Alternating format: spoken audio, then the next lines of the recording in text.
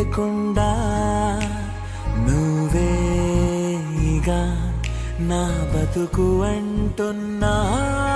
నా నిన్న నేడు రేపు కూర్చి నీకై పరిచానే తలగడ